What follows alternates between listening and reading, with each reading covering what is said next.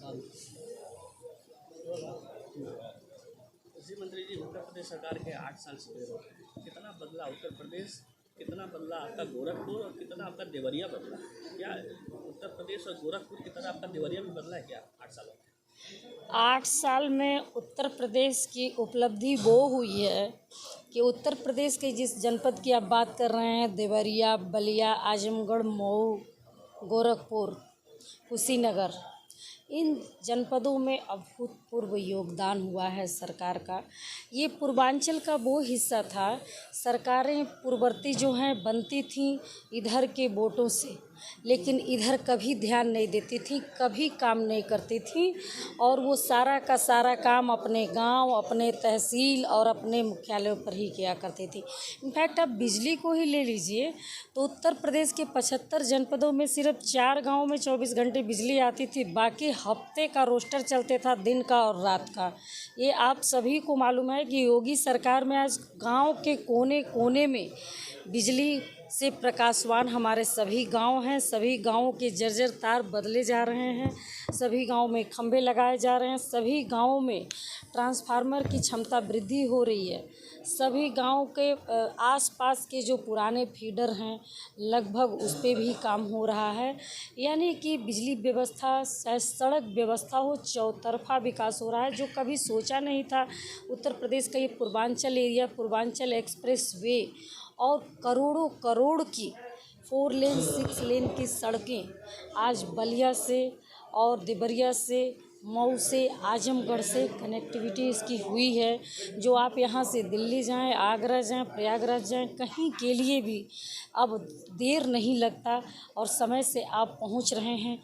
रही बात स्वास्थ्य की, तो आपके उत्तर प्रदेश के हर जनपद में मेडिकल कॉलेज हमारी उत्तर प्रदेश सरकार, योगी सरकार ने बनाने का निर्णय लिया है। आज यहाँ राजकीय मेडिकल कॉलेज जो है आपके बलिया जनपद में भी बनने जा रहा है। हर CSC PSC आज जो है परिपूर्ण है दवाइयों से, टीकों से। हर जगह लोगों को इलाज हो रहा है। प्रधानमंत्री आयुष्मान कार्ड द्वारा हो रहा है, मुख्यमंत्री आरोग्य निधि द्वारा हो रहा है। आज हर विधायक के पास पूरे गांव के एक एक लोगों को बिना जाति पाति भेदभाव के उनके स्वास्थ्य की चिंता कर रही है। जो भी गंभीर बीमारी किसी को भी हो, एस्टीमेट ला कर देता है और हमारा हर जनप्रतिनिधि लिखता है और उनको तुरंत इलाज होता है अच्छे अच्छे अस्पतालों में, PGI जैसे संस्थानों में।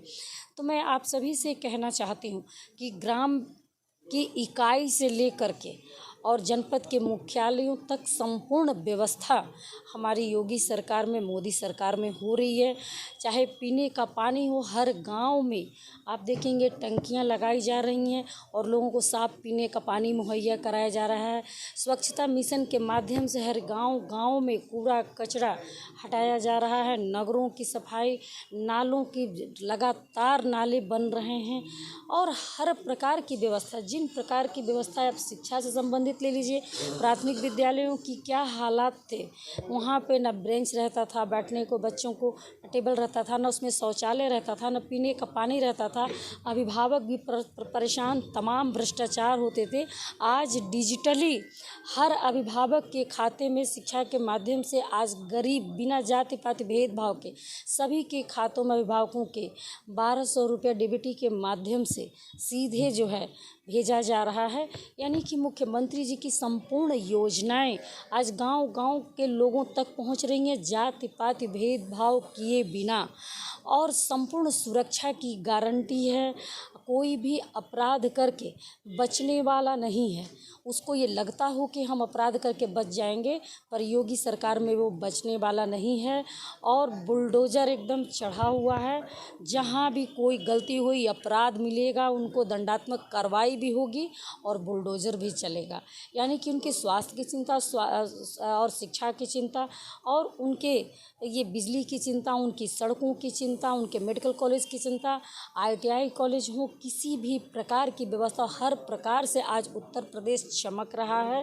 गांव-गांव की हमारी सशक्तिकरण में महिलाओं को ले लीजिए, आज आधी आबादी स्वयं सहायता समूह के माध्यम से रोजगार से जुड़ करके स्वावलंबी बन रही हैं, जिनको कभी कोई पूछता भी नहीं था और उनको भी लगता था कि सरकारें आती हैं जाती हैं पर हमें कोई व्यवस्था नहीं मिलती। लेकिन आज करोड़ों करोड़ रुपया सरकार उनके खातों में भेज रही है और वो निकाल करके अपना आप को काम कर रही हैं, रोजगार से जोड़ रही हैं। हमारे तमाम युवा जो नौकरियों के लिए भटकते थे, नौकरी भ्रष्टाचार मुक्त तरीके से तो मिल ही रहा है। अब नौकरी बुकिंग नहीं हो रही है कि लेखपाल की भर्ती आई तो बुक हो गया, बाबुओं की भर्ती आई तो बुक हो गया, सिपाहियों की भर्ती आई तो बुक हो गया। किसी प्रकार की गड़बड़ी हुई तुरंत निरस्त करके तुरंत दोबारा से नियुक्ति हुई और भ्रष्टाचार मुक्त तरीके से सारी नियुक्तियां हो रही। आज गरीब का बच्चा भी पढ़ रहा है तो नौकरी पा रहा है। उसके अलावा हमारे करोड़ों करोड़ युवा आज उद्यमी बन रहे हैं, स्वयं अपने आप को तो स्थापित कर ही रहे हैं और बहुत सारे बच्चों को रोजगार मिल रहा है और उससे जोड़ करके लोग काम कर रहे हैं। मंत्री जी, एक चीज़ है, इस समय सौगाते मोदी चलाया जा रहा है, इसके तहत जो मुस्लिम परिवार है उनको देखा जा रहा है कि उनको कपड़े, ड्राई फ्रूट्स ऐसे बांटे जा रहे हैं। ऐसी नौबत क्यों आई?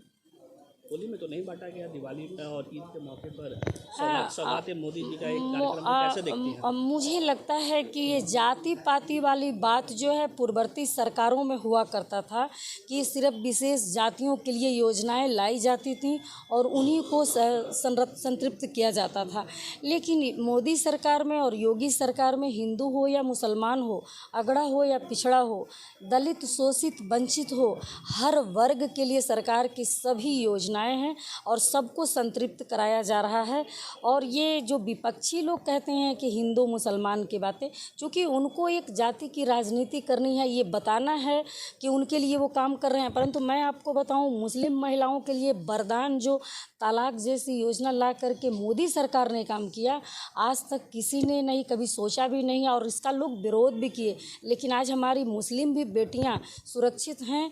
जो बेटियां अमेरिका में रहने वाला लड़का भी शादी करके 4 बच्चे पैदा करके और तलाक तलाक तलाक कह देता था, तो ये अगर कोई काम किया है तो हमारी मोदी सरकार ने काम किया है। तो जाति पाति भेदभाव किए बिना ईद हो या दशहरा हो या दिवाली हो या होली हो, सब पे सबको सुरक्षित रहना, संरक्षित रखना और सबको विकास से जोड़ना, सबके लिए योजना बना के उन तक पहुंचाना इन दोनों सरकारों का काम है। डबल इंजन की सरकार बहुत ही विश्वास के साथ जनता ने बनाई है, सभी लोगों ने बनाई है और इतने भारी बहुमत से अगर हर समय हमारी सरकार लगातार योगी 1 और योगी 2 चल रही, योगी 3 की योजना है, तो लगातार काम कर रही है सरकार और ये काम का देन है, जनता से जुड़ने का देन है कि इतना काम किया है तो जनता हमें आशीर्वाद दे रही है। नवरात्रि का वक्त भी है और ऐसी मांग उठ रही है कि जो धार्मिक स्थल हैं उत्तर प्रदेश में या देश में, नवरात्रि के मौके पर ऐसे मीठों की दुकानों को बंद कराने की एक मांग उठ रही है, क्या कहेंगे? मुझे ये कहना है कि नवरात्रि हमारे सनातनियों का त्यौहार है, हिंदुओं का त्यौहार है और इसमें अगर सामने खुले में ना बिक के कहीं किनारे उचित स्थान पर बिकता है, अगर ऐसी मांग उठ रही है तो निश्चित रूप से सरकार भी इस पे फोकस करती है कि लोगों को अव्यवस्था ना हो। जो व्रत हैं या त्योहारों में अपना आ जा रहे हैं तो उस पे सरकार काम करती है, कहीं कोई दिक्कत नहीं है। क्या मांग करेंगे कि ऐसी दुकानें जो हैं वही अपील करना चाहेंगे जो स्वयं से अपनी दुकानें जो बिल्कुल बिल्कुल ये अपील है जहाँ तक हो कि इस तरह की दुकानें प्रतिबंधित जगह पे ही रहें, सामने ना रहें। सरकार से अपील जनता कर सकती है हर समय हर बिंदु पे, जहाँ जैसा भी हो सरकार उस पे निश्चित रूप से काम करेगी। खासकर देवरिया में आप ऐसा प्रयास करेंगे कि दुकानें ऐसी ना लगें? हमारे देवरिया में हर जगह बाज़ार है, मार्केट है और जहाँ भी ऐसी ज़रूरत पड़ेगी तो निश्चित रूप से हमारे वहाँ की प्रशासन जो है काम करेगी। एक चीज़ और देखा जा रहा है कि शराब के ऐसे में शराब पे एक फ्री का ऑफर चल रहा है, ये कैसे देख रहे हैं आप योगी सरकार में? और मुझे नहीं लगता, ये सब विपक्षी ऐसी बात बोलते हैं। नहीं, हमारे यहाँ शराब की भी दुकान डिजिटली है, अब किसी माफिया के हाथ में नहीं है। और शराब एक समुचित जगह पे ही एक दुकान है, वो एजेंसी है, एक संस्था है तो चला रही है। लेकिन एक पे एक फ्री की हमारे सरकार की कोई योजना नहीं है। विपक्ष कुछ भी कहता रहे, इसको लेकर के आंदोलन करने की बात कर रहा हूँ। नहीं, विपक्ष के पास कुछ है ही नहीं झूठ बोलने के अलावा, तो वो झूठ बोलते रहें और इस पे जनता भरोसा करने वाली नहीं है। धन्यवाद।